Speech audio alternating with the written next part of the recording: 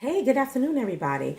My name is Cheryl Howard. I'm a certified life purpose coach, a mental health professional, a empowerment and inspirational speaker, and I am a minister.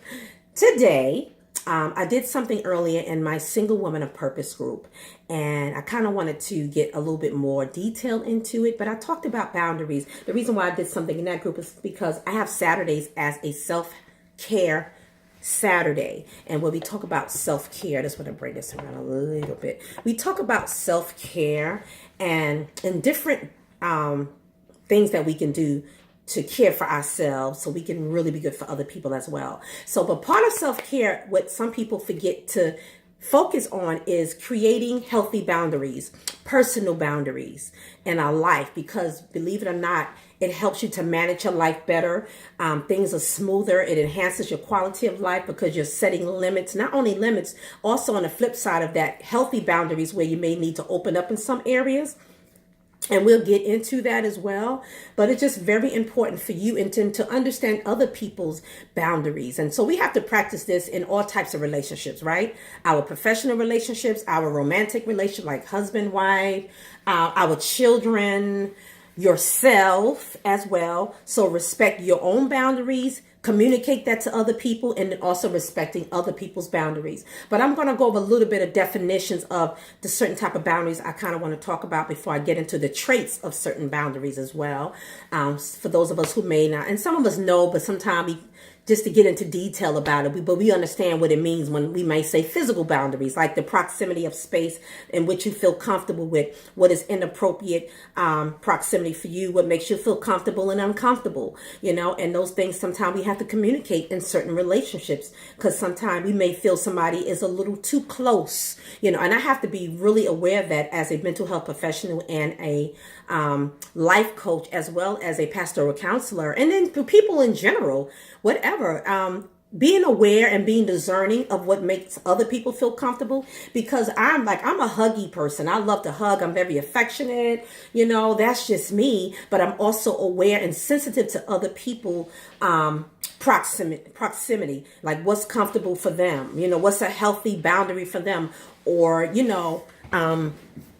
picking up maybe on their body language. I like to try to read body language. If a person seems to keep a certain amount of space all the time, or you go to somebody's house and they're constantly cleaning or moving things, they don't like things out. I mean, they kind of maybe have a little OCD. I don't know. What happens is you feel like, okay, I can't get too comfortable and I don't want to take all my stuff out here, and maybe I can't eat in this area, but I have to eat, just knowing it. To me, it's respect as well. But sometimes some of us are not even really thinking about it. And one thing I'll probably talk about it later when I talk about another boundary, but I always talk about when it comes to common sense. I've always realize that everybody don't have everything in common. We don't have common knowledge. So we can't always say, that why the person don't have common sense. If you're not sensitive to other people's cultures, and when I say cultures, I don't only mean where they come from, like their nationality, or their family's background, but what culture, what context they live in. Well, maybe their family, say for instance, in their house where everybody's affectionate, or like in my family, we very humorous. We like to crack jokes on each other, like on my dad's side of the family, and other people may be uncomfortable with that. And, they may internalize and take it personal for whatever reason. I don't know. We all have gone through some things in life and in our childhood that really shape us of who we are today, whether negative or positive. And it's good to be aware of that. But when you kind of read somebody else's body language and go, okay, they don't find that funny, or things like I said in common, like that's a common thing. No, we don't have a common knowledge. Or, we live in different maybe areas where that's certain behaviors is not common to this other group. It's like, what are you doing? Like, again, going back to the hug thing. There's some people who they're not comfortable with hugs. They're like, to them, that's a little too close. Like, why is this person hugging me? So things like that. So that was the physical boundary. Intellectual boundaries refer to thoughts and ideas. Intellectual boundaries is respecting other people's thoughts and ideas. Not dismissing them, not devaluing. And I talk about that a lot on some of my other broadcasts when it comes to other things. But, respecting other people's thoughts and knowledge and critique and experience that they bring to the relationship. If you want a healthy relationship, you have to respect other people's. If you with somebody first of all, if you're with somebody and you don't value what they say, how can you be in a healthy relationship with somebody? You don't have to always agree. But if you don't take out time to listen, to hear them out and kind of think about it, just because it's not the way you think or believe, it doesn't mean you should just be automatically close to it, if you know what I mean. Because they may be dropping some information that you need to listen to. And I always say, eat the meat and spit out the bones. So some things you may receive that may apply, and then some things may not apply. Or I say, don't always throw out what's the other saying. Don't throw out the baby with the bathwater, or you know what I mean? Because you may need some other information down the line. You may find yourself in a situation you haven't been in yet. But sometimes if someone says something to you and you remember it, it may come back to your remembrance at that time. Like, what so-and-so said this. Or it may be a resource, information that you need. So don't always be dismissive of other people's things because it's not you. And you have to check yourself if that's your personality. Because you got to find out, why am I like that? Why do I only value what I say? Or are you battling with rejection? We have issues from our childhood. Rejection. You felt insignificant, for so long. So you feel like, I got to get my stuff out. I got to say what I got to say. But what happens is what you do is dismiss, and you do the same thing somebody did to you. You dismiss somebody else and you don't value what they had to say. And that's not a healthy relationship, because the other person is shut down and there'd be no communication. Now you have communication problems. So I'm trying to help you avoid these things. We are not perfect. Sometimes you're going to have mistakes, but do it again. Scene 2.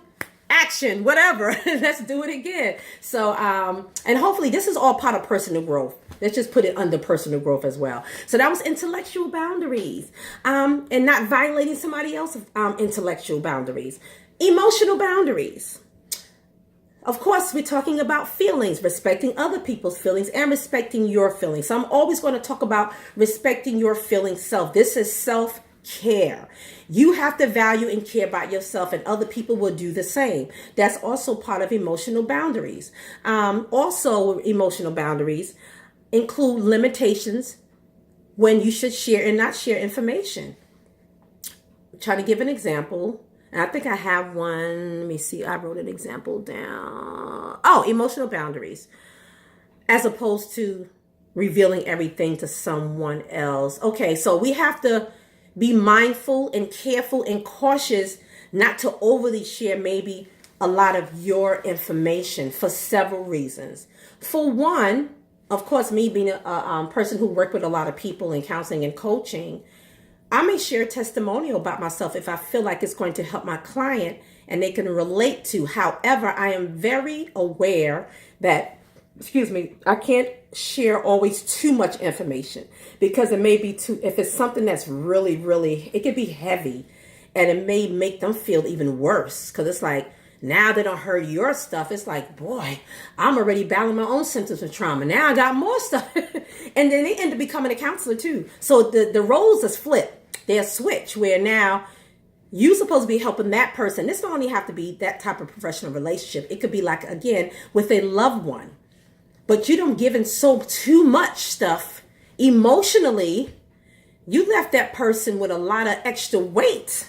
And so now you created more problems for the individual. So be very careful of the emotional baggage that you drop on other people, and be aware of yours and what you can handle, because other people may do the same thing. And you know what? Communicate that to the individual. You'd be surprised when you learn how to communicate in an assertive fashion, where it's not coming out aggressive and out of anger, because because if it's a healthy relationship that you're trying to build, then you already know you don't want the person to feel like you're attacking or insulting them. But if they said or done something that made you feel some kind of way that's negative, you're letting them know. And if they really care about you, they will listen. Even if they feel a little sting in the beginning, they'll think about that thing like, wow, I really didn't mean to hurt Cheryl's feelings. So I think next time I address it, I'm going to approach it a different way. That's maturity, and you doing the same thing. Like, I got to be careful how, or what I'm saying is don't receive everything and internalize it neither, because that's on the other side where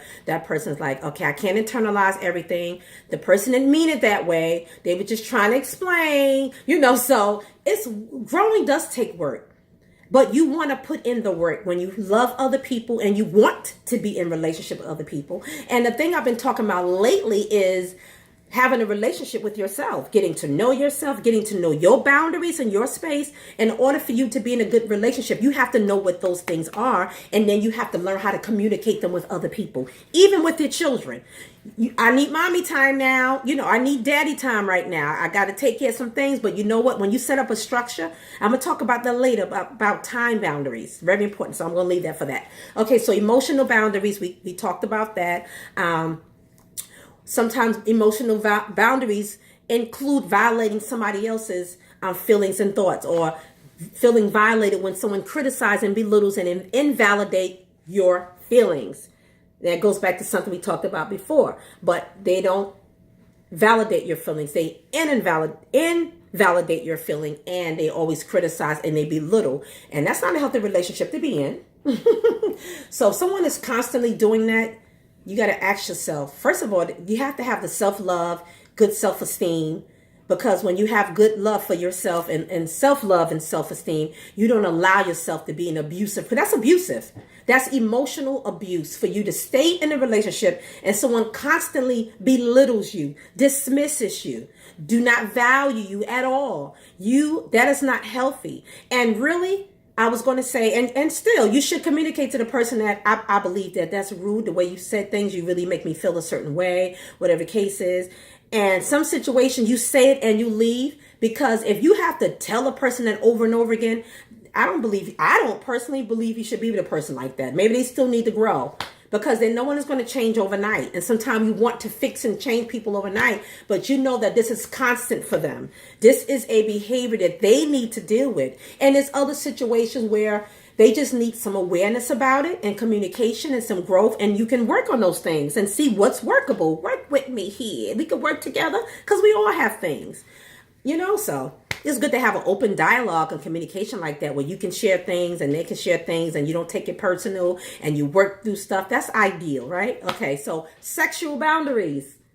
And because I am a believer in Christ's teachings, as a Christian, I can't condone sexual relations outside of marriage, but for husband and wives, creating healthy sexual boundaries. That just really entails respecting each other's boundaries, and respect what makes your spouse feel comfortable and what makes them feel uncomfortable. You're not going to be abusive and intimidating or manipulative to get that person to do what you want them to do. That's not really love at all.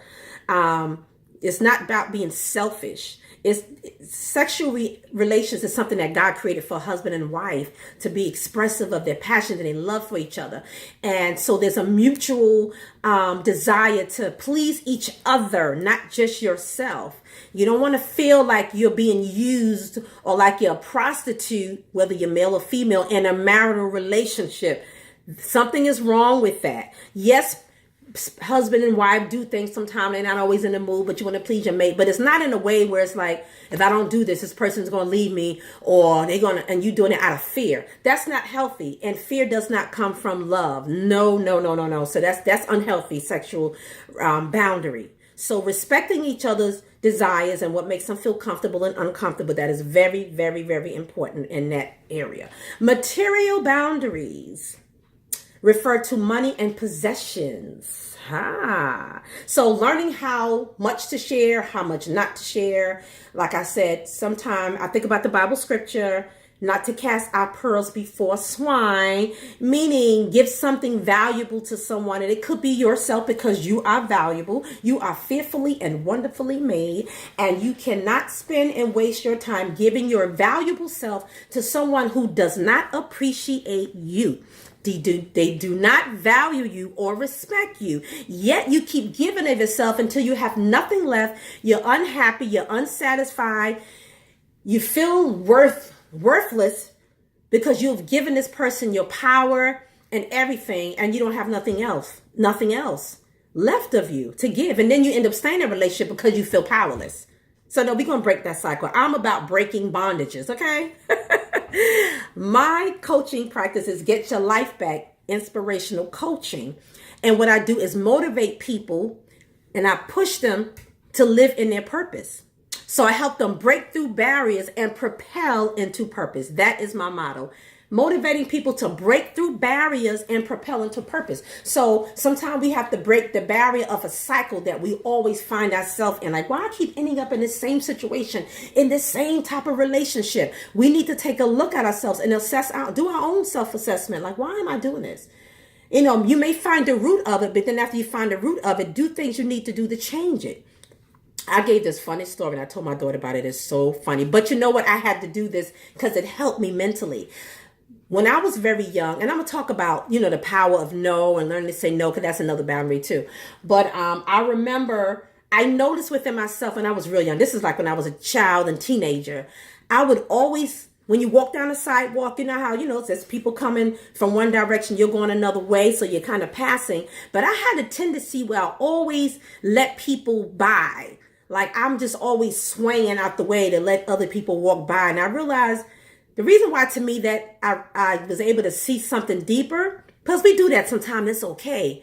But I understood that I was passive when I was young and I was very, very nice, sometimes too nice. And people took my niceness for weakness.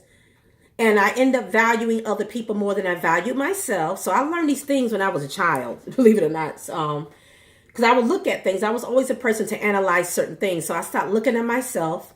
And I was saying, why do I do that? So I realized, okay, there's an esteem issue there, and there's some insecurities there. And I know I've gone through some childhood traumas. So when I start putting the two and two together as I got older into my latter teens, what I did was I said, you know what? I'm going to do this. And for me, it's going to be a start. It's going to be a way for me to stand strong, be assertive, and hold my ground. So what I did, y'all gonna laugh at me, I don't care. This may help somebody. I purposely and intentionally decided that when I walk down the street, and I would do this on certain days, intentional about it, I'm gonna walk straight and I'm not gonna pass. I'm not gonna swerve out the way for somebody to go past. I'm gonna practice walking straight down the street and let other people go around me. So you can picture that. I'm walking and I'm letting other people go around because I would do it all the time when nobody even asked me to. And I'm like, okay, what is that? So I wanted to change that. So that was my way. So what I'm saying is you can take small steps when you want to break a cycle of something like, okay, no, I can't keep doing that because I do that in other areas of my life. And so that's why I use that exercise for myself. Let me stop practicing this now in this way. And then you can start doing it in other areas of your life. Like, okay, I'm not going to always let somebody get their opinions and things out. That's what we talked about, the intellectual boundaries thing. And I don't say what I feel I have to say. You know, my opinion may be just as valuable as somebody else. And so this is where self-talk comes in. And you guys, those of you who follow me, you know I'm big on self-talk. Okay, wait a minute, Cheryl. What you have to say is valuable because I believe that I'm valuable and I have a lot to say or thought about something. Because everything is not always about somebody being right. We may be in a group where you're just sharing. That's it. There's no right and wrong. You're just sharing your view, your opinion, what you thought about your experience and why you feel the way you do about something and why you think the way you do about things. And that's it. And so I've learned to do things over the years to where now I guess I can say mastered assertive communication. Because with everything, there's a boundary. That's where the time coming, when to say, when not to say it. But I'll say I'm doing well with being assertive, asserting myself in a certain environment or asserting myself to communication. So I will be heard, but not in a way where you still got some rejection issues like number 45 does. I did this and I need to be heard, and because you're looking for validation. I believe, for me, I see a little boy in him that's looking for validation. He has a sense of worthlessness or low self-esteem or don't feel as competent. So in order, and having received, maybe he didn't get a lot of affirmations. Sometimes our families back in the days didn't know about stuff like that. Some of us didn't get affirmation at home, constantly complimented. You're doing so well, Sonny. You're doing so well. Keep it going. That is so good. Some parents haven't done that. They was raised in a type of society where everybody just working and doing things, and we got to keep the house together. So what they did was neglect the area of affection to their children and building them up. So we can't blame them. Sometimes they just didn't learn those things. But again, I'm big on self-awareness. Now that you know it, you do better for the next generation, for yourself. And so when I look at him, I see a little boy who's like he's crying out to be heard. And when I heard his last speech about the Special Olympics, how he wanted to fund the Special Olympics, and he went on and did it. He said, I fund, we're going to pay for the Special Olympics. I did that. I overwritten my people, and we're going to do the I. It's like, wow, I see like a narcissistic individual who needs to get attention. So he do these outrageous things or say things or dismiss other people and devalue other people. And it's all about him, me, myself, and I. That's what I see. Okay. Come on back down. We talked about sexual boundaries and material boundaries. Yep, we touched on that as well. Let me give an example of material boundaries. It may be appropriate to lend a car to a family member. But it may not be appropriate to lend your car to somebody you just met. Or that woman or that man you've allowed to come into your house. You just met him. And say you have children, even if you didn't have children, but say you have children. You don't know this man or this woman, and they're in your house. They could be going through your personal stuff. So now they're overstepping all of the other boundaries, the physical boundaries, the intellectual boundaries, the emotional boundaries, hopefully not the sexual boundaries. That could be another area. And you've given them permission. We have to stop giving people permission to overstep our boundaries. So we need to work on that too, if that's what we are doing.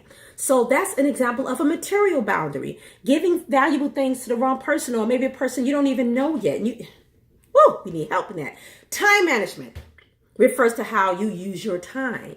So value your own time and value other people's time. And yes, a lot of us have to work on time management. And like I said, we don't get everything perfect all the time, but it's just putting something into practice. Like it's good to have a structure of something. Things may not always work according to plan, but you still have some kind of structure because it really helps you in your life, having boundaries and having some kind of structure. Because if you don't, you find yourself unwavering all over the place, disorganized in all areas of your life. So if you have some kind of structure and you go off like, okay, well, I'll get back to that. I got to take care of this because you've made it part of your daily living activity or something, or your weekly or your monthly, and you can get back to it. And sometimes I do this worksheet with some of my clients where they can list and prioritize daily living skills or things that they have to do, personal goals, short-term and long-term goals, and what they need to get back to. And then I talk about grace a lot, which is going to be my next video, grace in relationships and grace in our life, because you don't want to beat yourself up neither. Now that's you getting really rigid, or that's an unhealthy way to be, I'll say. Because you missed something and you didn't get to it, you beat yourself up. You're punishing yourself. Boy, why are we doing that? Things happen in life.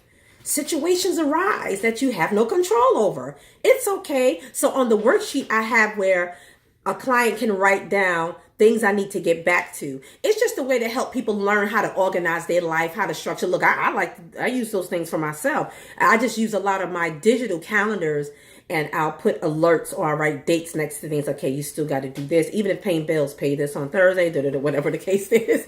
But it's just good to have that kind of practice. So you just want to be a person who's to and fro, moving with every wind and every wave, and you have no direction.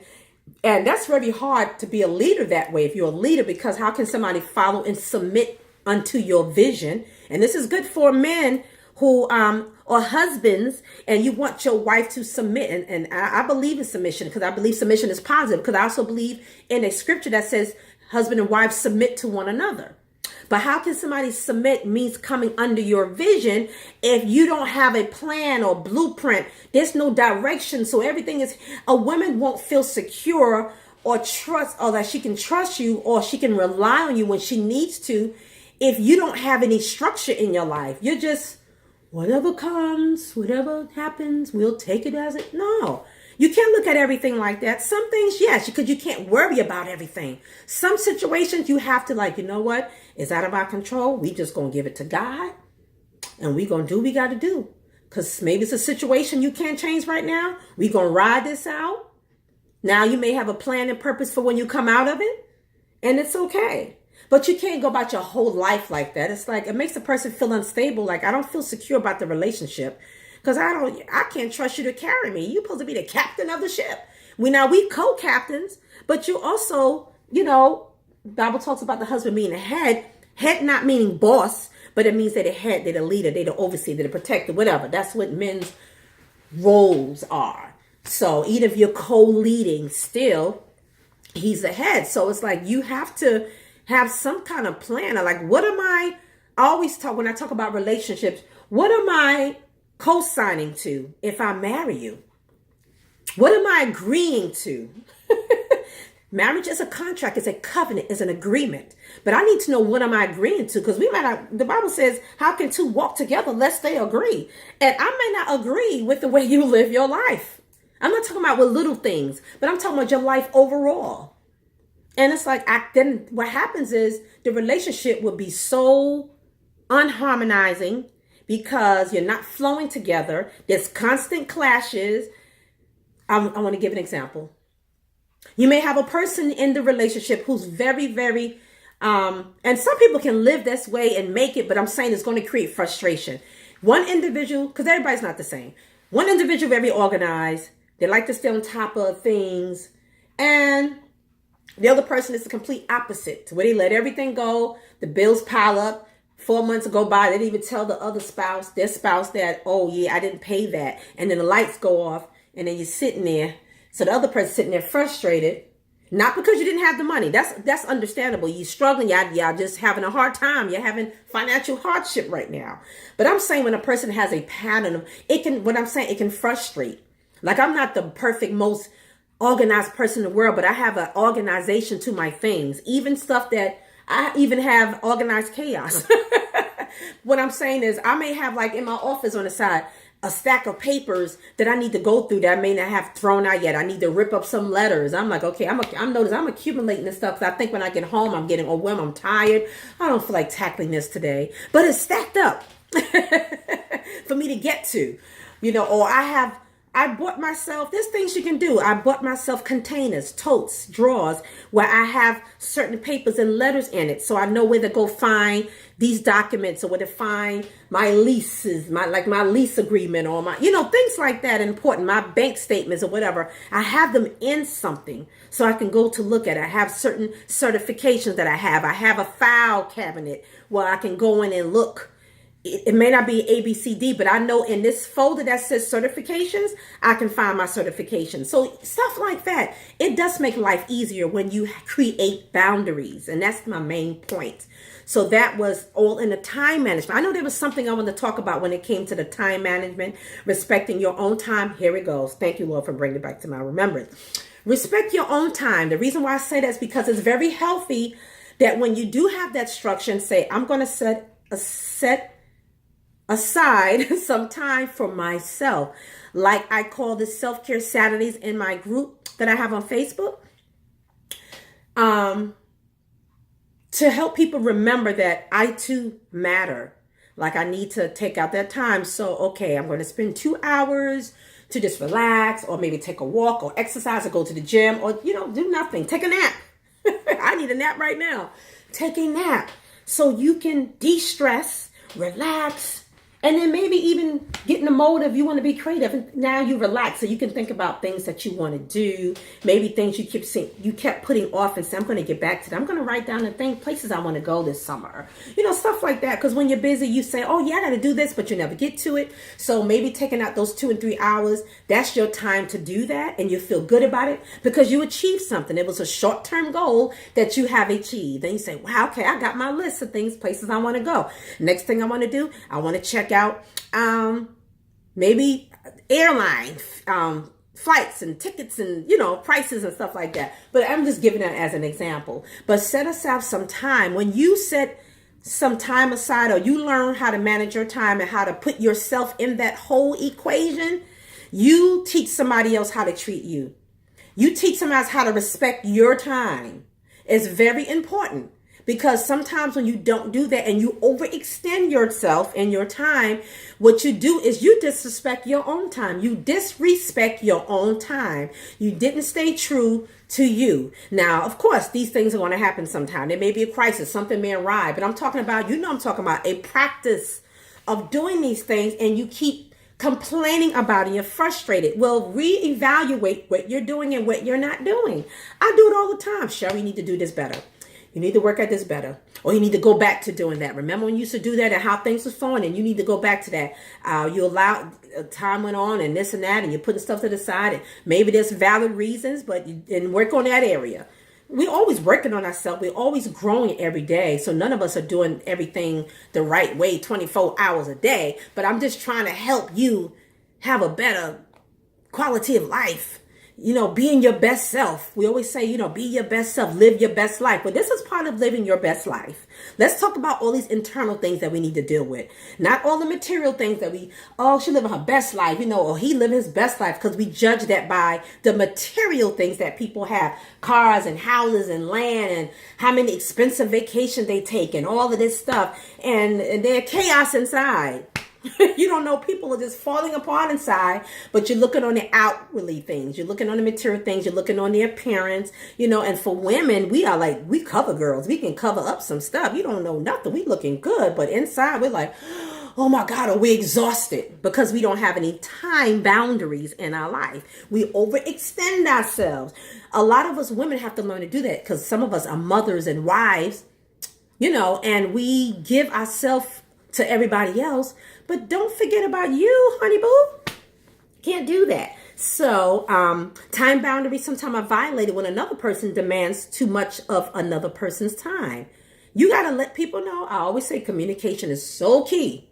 Let other people know that they're monopolizing your time. And you could go about it a nice way. Say, girl, I got to go. Because, every time we get together, or to a guy, whoever, every time we get together, we end up talking too much, and I got things to do. And I've been putting stuff off. I'm battling with a little bit of procrastination, because sometimes I do.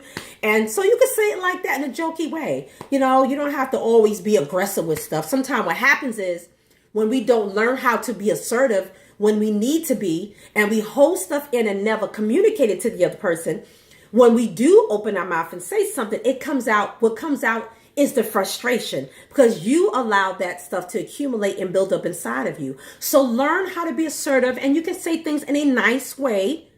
And sometimes it's going to take practice. Communication is a forgotten skill. There's a book out called that. Very good. But yes, we forget how to do that. So let's do this. Some of us never learn how to do that because we wait till we get so angry. Now stuff come out on people like, well, what in the world happened to you? What's your problem? And you need to ask yourself, what is my problem? Why did it come out that way? So, examine yourself. Examine your heart. See what's going on inside of there. So those are time boundaries. Respecting your time, respecting other people's time, communicating to other people that your time is valuable and you have things to do. If you have that person that always say they want all of your time, all the time, and you